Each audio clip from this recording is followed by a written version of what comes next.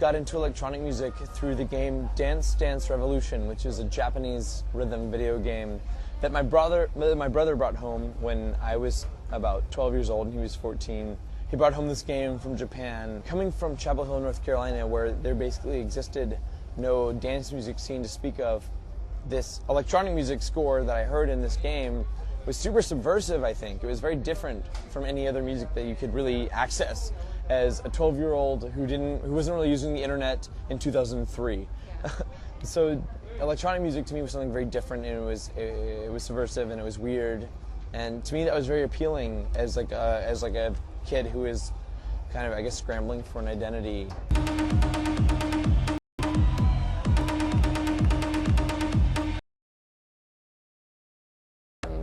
Doing your set, do you have the songs in your mind beforehand, or do you have your set planned? Like today, for example, you've just come back from your set.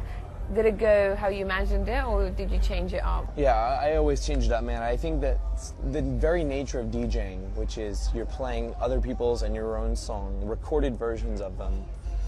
If you're not improvising, then you're doing literally nothing. What you're doing is the least inspired, most boring possible. So, I mean, I think if you're DJing and you have the opportunity to improvise, you should absolutely take it.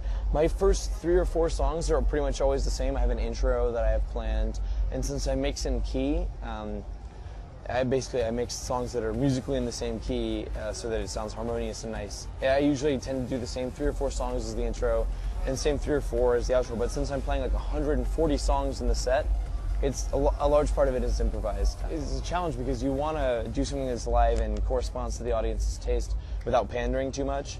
Sometimes there's audiences that want you to play the most commercial possible, and you kind of have to take the role of an educator and play weird or left of center stuff to teach a little bit. What do you think of Tomorrowland? It's awesome. I support Tomorrowland fully. It's so good.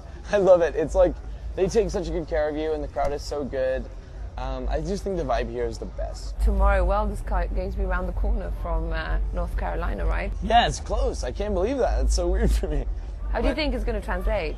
I don't know, man. America. It's hard to say. I mean, EDC London was very different from EDC Vegas, so it's hard to say how a festival will translate when it crosses the Atlantic. But I think it should be cool, man. I have faith in the people who are putting this on. So hopefully Tomorrow World's really awesome.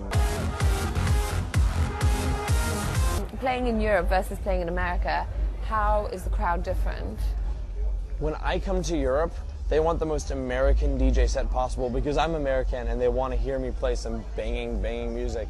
And in America, all the American type stuff is kind of a cliche, so when I play more techno-inspired or more trance stuff, it's actually more exciting for the audience. Louis C.K., my favorite comedian, talks about this a lot, how you should play to your own exoticness, not to the taste of your audience. Instead of pandering to them, kind of pander to your own weirdness and to your own exoticness.